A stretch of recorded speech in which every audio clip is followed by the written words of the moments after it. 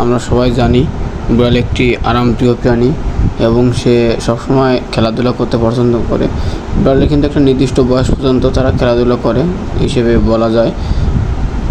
ধরা যায় যে বিড়ালের বয়স যখন 1 মাস বয়স হয় তখন থেকে খেলাধুলা শুরু করে এবং 1-1.5 বছর বয়স পর্যন্ত নির্বিঘ্নে চলে তাদের খেলাধুলা। দেখুন আমাদের এই যে মিস্টার পুস্কু আর এই যে আমাদের গুলুর বাচ্চা যার বয়স 1 মাস, কালকে 1 মাস পূর্ণ হলো।